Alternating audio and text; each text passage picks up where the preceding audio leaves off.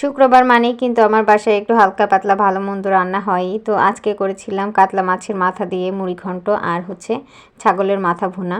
আসসালামু আলাইকুম, সবাই কেমন আছেন? তো রাইসার বাবা সকাল সকাল উঠেই কিন্তু মাংস কিনতে চলে গিয়েছিল। আসলে সকাল সকাল গেলে একটু ভালো মাংস পাওয়া যায় আর কি। তো সে তো হচ্ছে তেমন ভালো মাংস পায়নি, তবে বলল যে খাসির মাথা পেয়েছি 3টা, ফোনে বলেছিল আর কি। তো আমি বললাম নিয়ে আসো। তো এই তো নিয়ে এসেছে, আর এখানে কিছু ফলমূলও নিয়ে এসেছে। তো এই তো আমি হচ্ছে প্রথমে হচ্ছে মুড়িঘণ্ট করার জন্য মাথাটা খুব ভালোভাবে পরিষ্কার করে নিয়েছি, আর এর আগেও কিন্তু 2-3 বার ধুয়ে নিয়েছি। তারপরে এখন হচ্ছে খাসির মাথাগুলো পরিষ্কার করে নিচ্ছি। এর আগেও 2-3 বার কিন্তু খাসির মাথাটাও ধুয়ে নিয়েছি। এখন গরম পানি দিয়ে খুব ভালোভাবে কিন্তু এটা হচ্ছে ধুয়ে নিব, যেন গন্ধ না থাকে, খাসি খাসি গন্ধ না থাকে।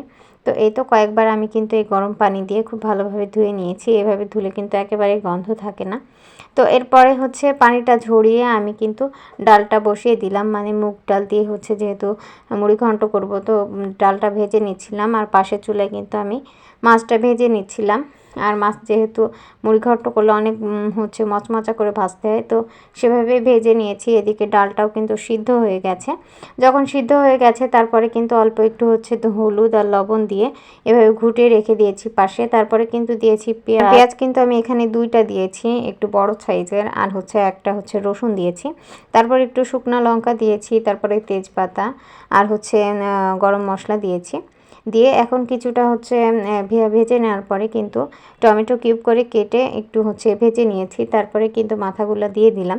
এখন মাথাটাও বেশ একটু ভালো করে ভেজে নিব, এর সাথে নিয়ে একটু ভেঙে ভেঙে দিব। তারপরে কিন্তু আমি হচ্ছে আগে থেকে সিদ্ধ করে রাখা এই ডালটা দিয়ে দিলাম। এখন কিন্তু এটা হচ্ছে একটু নেড়ে চেড়ে কিছুক্ষণ রাখলে কিন্তু হয়ে যাবে। তো তা নামানোর আগে কিন্তু আমি কয়েকটা মরিচ আর হচ্ছে ধনিয়া পাতা দিয়ে দিলাম, আর একটু স্বাদ বেশি হওয়ার জন্য কিন্তু আমি একটু ঘিও দিয়ে দিয়েছি। ঘিটা দিলে কিন্তু ফ্লেভারটা বেশ সুন্দর আসে। তো এই তো হয়ে গেছে, আমি এখন নামিয়ে নিলাম। তো এটা হচ্ছে ডাইনিং টেবিলে রেখে এখন কিন্তু আমি মাংসটাও রান্না করে নিব।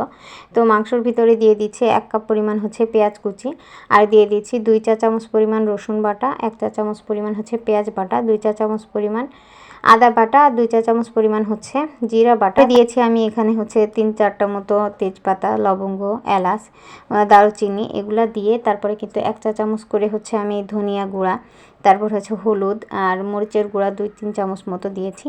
তারপরে পরিমাণ মতো লবণ দিয়ে আর তেল দিয়ে খুব ভালোভাবে মাখিয়ে এখন কিন্তু মাংসটা খুব ভালোভাবে কষিয়ে নিয়েছি। তারপরে কষানোর পরে কিন্তু আমি দেখছেন পরিমাণ মতো পানি দিয়ে দিলাম। পানি দিয়ে তারপর কিন্তু ঢেকে খুব ভালোভাবে রান্না করে তারপরে কিন্তু একটু হচ্ছে গরম মশলা গুঁড়া দিয়ে নামিয়ে নিয়েছিলাম। তো এই তো আমরা এখন খাওয়া দাওয়া করতে চলে এসেছি। এখানে আগে রাইসার বাবার জন্য বেড়ে দিচ্ছিলাম। রাইসার বাবা কিন্তু এই মুড়িঘণ্ট আবার খুব পছন্দ করে, আর খাসি তেমন একটা হচ্ছে সে পছন্দ করে না আর কি, মানে মাথাটা। তারপরেও হচ্ছে যেহেতু আমি বলেছি তাই নিয়ে এসেছে। তো রান্না করেছি, কেমন লাগবে তার কাছে জানি না, যেহেতু এর আগেও একবার খেয়েছে, তো এই জন্যই বললাম আর কি যে নিয়ে আসো। তো এই তো এখন বেড়ে দেওয়ার পরে এখন রাইসার জন্য বেড়ে নিব। রাইসা তো হচ্ছে বলছিল যে এখানে খাবে না, সে হচ্ছে টিভি দেখতে দেখতে খাবে।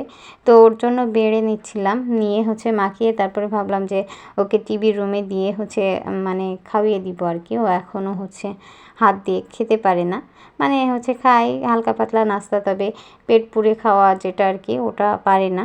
তো আমিও চাপ দিই না, আমার বাচ্চারা যেটা কমফোর্ট ফিল করে আমি সবসময় সেটাই করার চেষ্টা করি। তো এই তো রাইসার জন্য একটু সলিড মাংস দেখছিলাম আর কি, হাড় হুড় তো খেতে পারে না। তো এই তো হচ্ছে রাইসের বাবাকেও বেড়ে দিলাম। সে তো মুগ ডালের বাটি প্রায় অর্ধেক শেষই করে ফেলেছে। সে খুব মানে পছন্দ করে আর কি। আর এখন এইটা খেয়েও বলছিল খুব মজা হয়েছে, খুব মজা হয়েছে। তো এই তো রাইসাকে খাওয়াতে চলে আসলাম। তো সবাই ভালো থাকবেন, সুস্থ থাকবেন।